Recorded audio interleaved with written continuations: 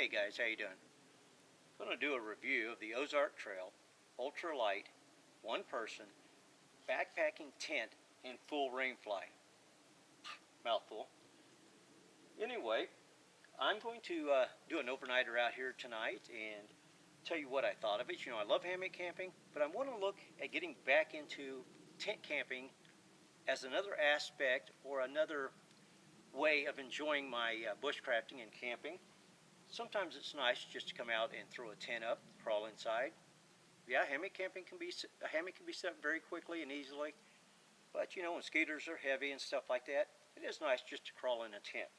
So I want to look at it from that aspect, and also, you know, from somebody that's just getting into bushcrafting and camping, would this be a good starting point for them? You know, I've talked to people, and the first thing I tell them I go hammock camping.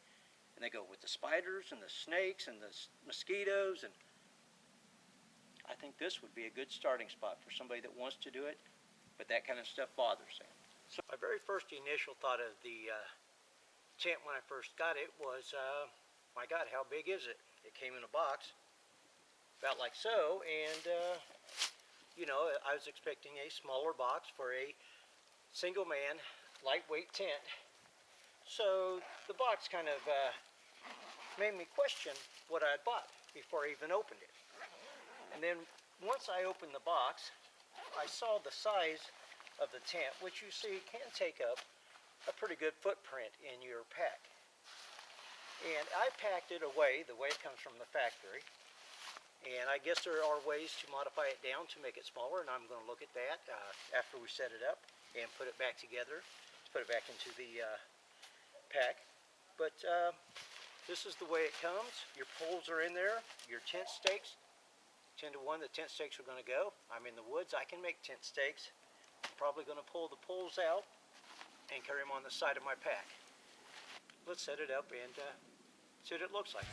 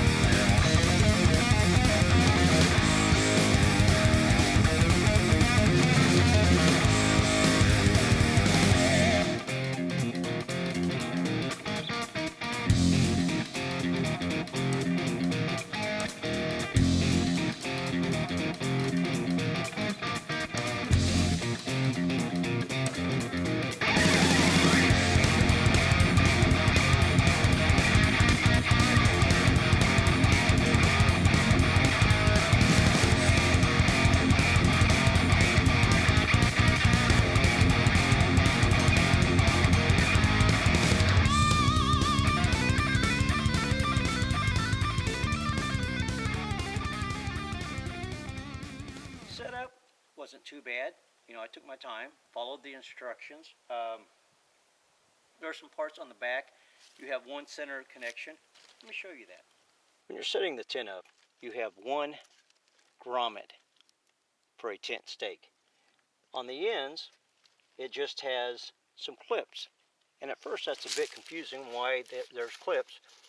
Then later, as you put the rain fly on, you see that the rain fly hooks into the clips. I was wondering why the corners didn't have tent stakes to pull them out. It ends up hooking into the strapping, which I think may be a downfall in the long run. I think there probably should have been a grommet in there, or a grommet in the corner of the tent itself to pull the corners out. As you can see, with no stakeout points on the side, how the side kind of buckles in and the floor. Once you get those back corners pulled out, it seems to help a little bit, but you still lose a little bit on your sides. And I don't know how that diamond-shaped ridge would affect you if you were just sleeping in there without a pad or a mat, just sleeping with a wool blanket or something. And I don't know how that would affect you on room. I guess you could probably stick some gear over there and help push it out a little bit. But let's take a look inside at the distance between the tent and the rainfly. I don't know if you can see on this, but there is probably 8 inches between the netting and the rainfly, which I'm happy with. I was afraid that the netting would be too close to the rainfly. There's a few spots here at the top, but I think that I can adjust that out a little bit and see if I can get that adjusted so it's not so close to the rainfly. And there I have the door just rolled up on top. I don't like that they don't have some tie outs for it, but looks like it's going to be fairly roomy. Well, there's my sleep system for the evening. I'm using the green bag, the patrol bag of the modular sleep system or military sleep system, and my egg crepe mat from Walmart. It's supposed to be mid-40s tonight. I think that will do fine, along with the clothing that I will be wearing. And it's supposed to be a balmy 81 tomorrow, so I think that will work fine. I'll get it all zipped up to keep any spiders or anything from crawling in there for the evening and the afternoon. And then we'll check it out this evening and see how it does.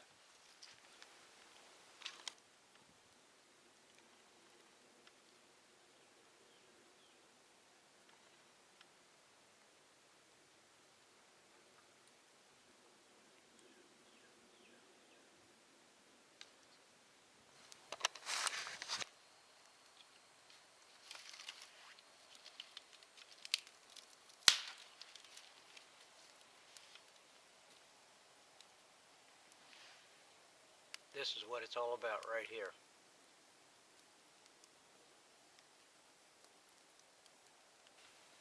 See you in the morning, guys. Oh, morning, guys. Hey. Oh, look, I got my hat.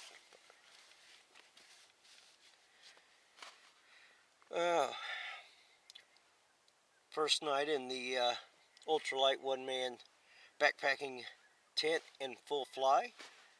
Had a little rain last night. Kept me nice and dry. Tell you what, get up here in a minute and I'll get some breakfast and some coffee in me. And let the sun get up a little bit, and I'll give you my final thoughts on this. Oh, what a view to wake up to.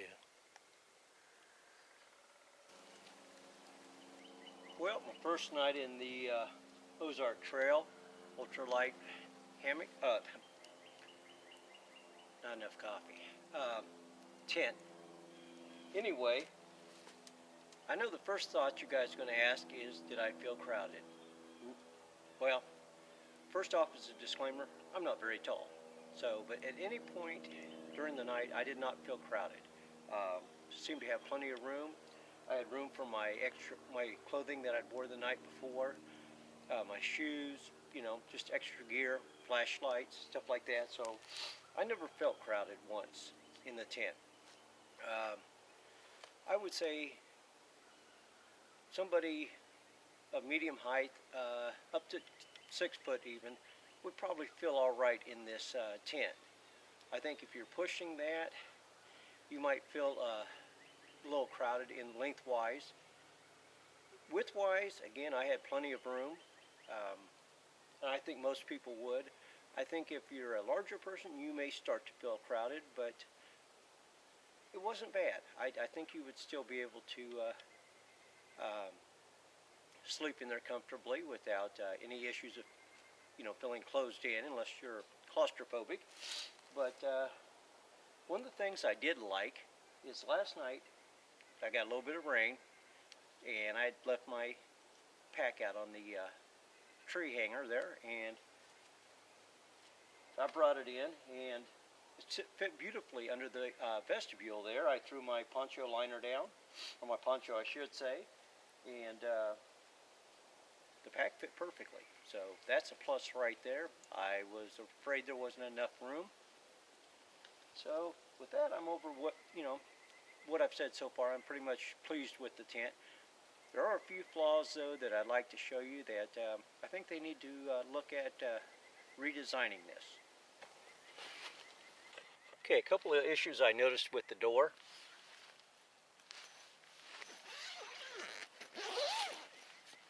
Okay, when you zip the door up, I hope you can see here, it wants to pull against the tent, and it's really hard to zip up. It's really tight. It's what I ended up doing was I had my bungee cord, and I ended up taking some tension off from it.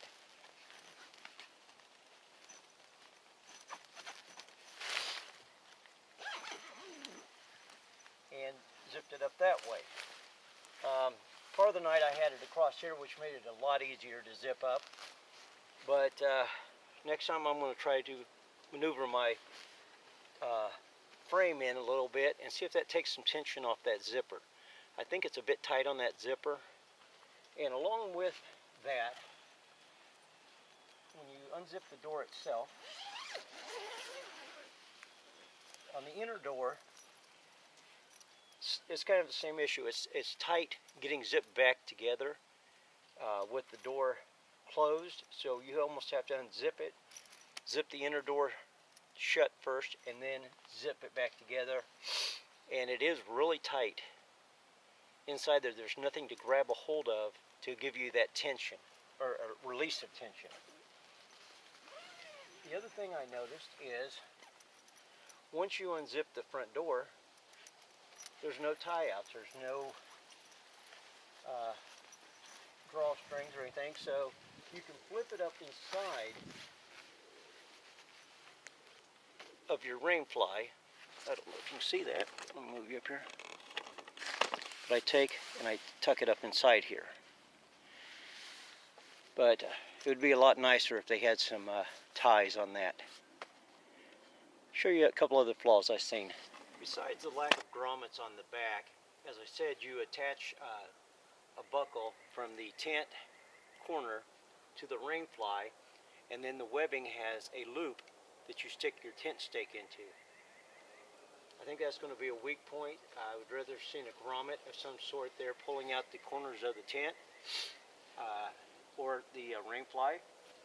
And along with that, on your sides, of course, the packaging shows this nice and taut and pretty looking, but it's not. It just kind of hangs there. I know you could take a pebble and tie it off, but I think they would have been wiser to put another grommet lower down here in the middle to be able to take that tension off and give you a little extra airflow.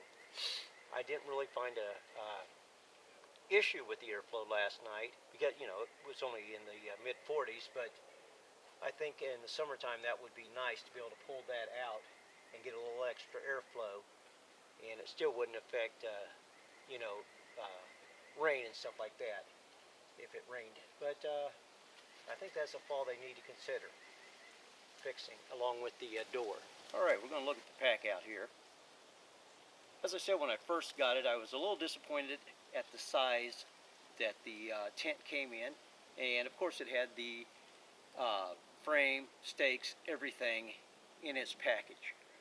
And when the bag there that it came in, well, I've pulled the framework out, as I've seen others do, and I'm carrying that on the side of my pack. I've got the rain fly and the tent itself in here. Originally, it took up this whole side of my pack, which took up room for other gear. I usually just shove my sleeping bag in the bottom of my pack. My sleeping bag was taking up more space. Now that I was able to move my tent stakes out of the bag, I can place the tent here, and I can shove my bag down in the bottom, which gains me a lot more room in my pack. It's not taking up quite as big of a footprint as it originally did. So I think I'm going to look to compressing this more. I would like to get it down to at least the size of my hammock. I don't know if I will be able to or not. Maybe I might have to carry the ring fly and the tent in two small different bags.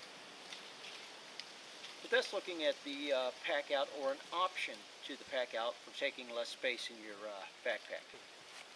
Well guys, there's my look at the Ozark Trail ultralight one-man backpacking tent and full rainfly.